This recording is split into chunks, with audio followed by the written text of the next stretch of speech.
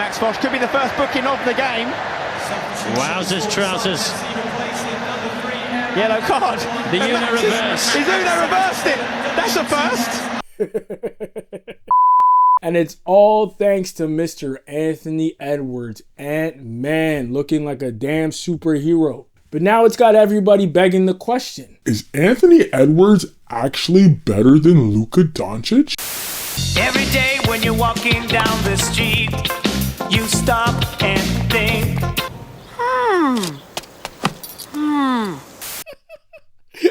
Well, you know, with the help of some quick math, we can figure it out. So let's just look at their physique. First, Luka Doncic, 6'6", 230 pounds.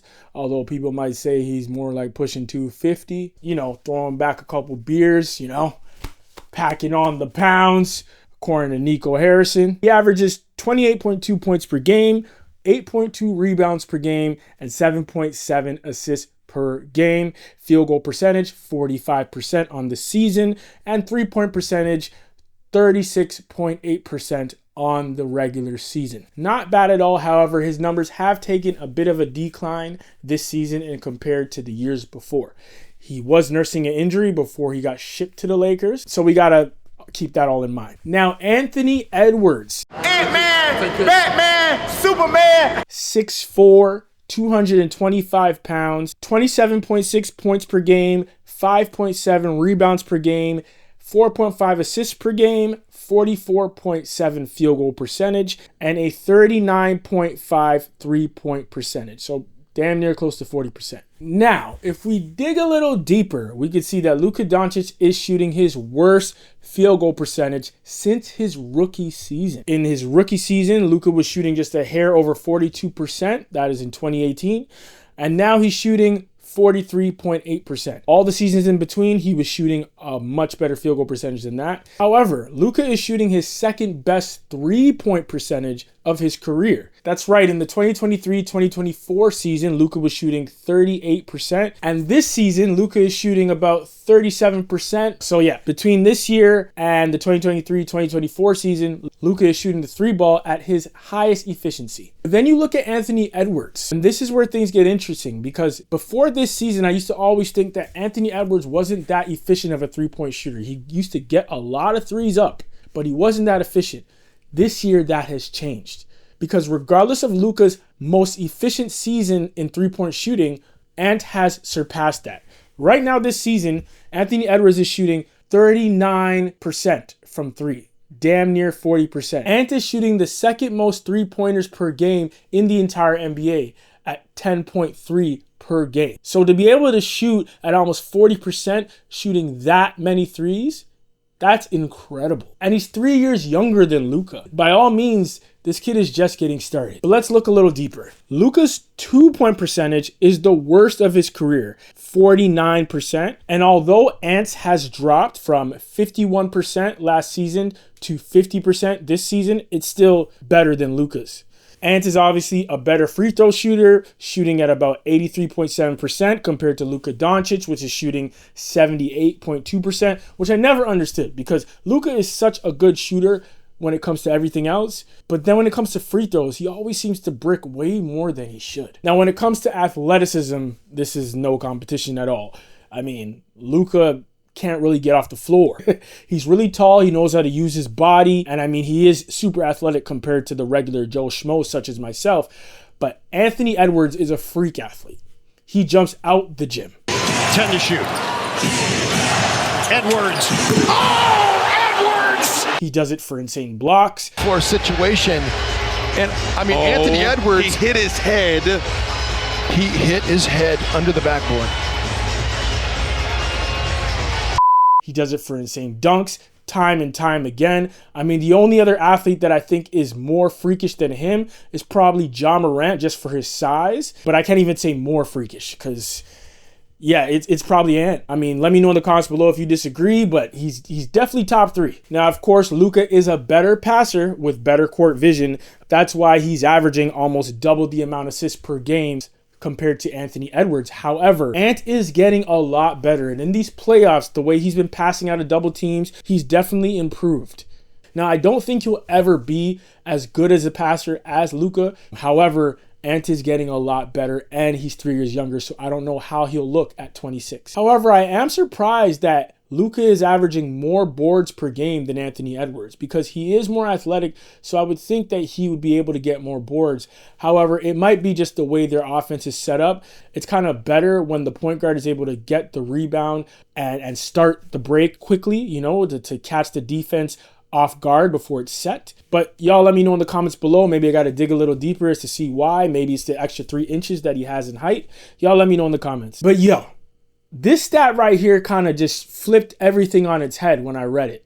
Luka has a better offensive rating than Anthony Edwards. It's 118 to 115, so 3 points more, which that's fine in the regular season. I kind of understand it.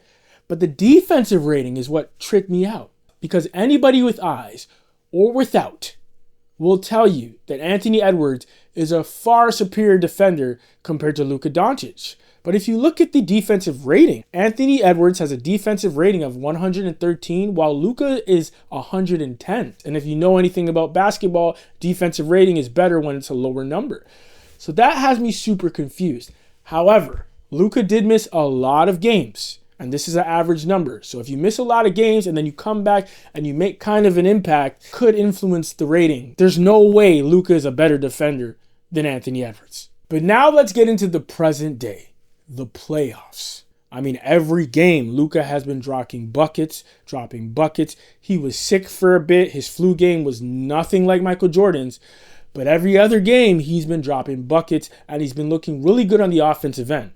Luka's best game was a 39-point game versus the Wolves, and his worst game, again, was the 17-point flu game where he was really under the weather. As far as Ant, however, his best game was a 43-point game that happened the other day, and his worst game, Game 5, Anthony Edwards stunk up the place.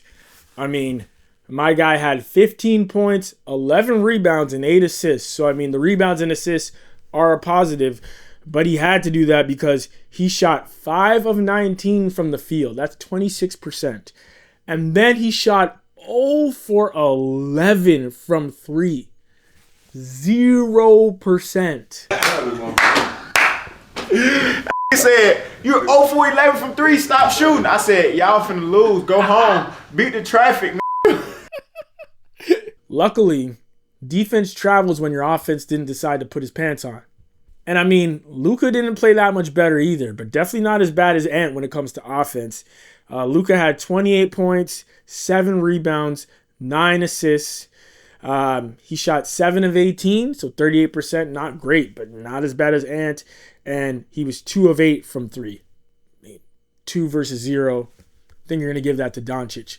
So we do have to consider that when looking at the entire playoffs as a whole. That was a closeout game, and Ant did not show up when it comes to offense. However, this is where you really have to analyze the difference. Anthony Edwards versus Luka Doncic in the clutch. So the clutch is the last 5 minutes in the fourth quarter. These are the most stressful minutes in the game.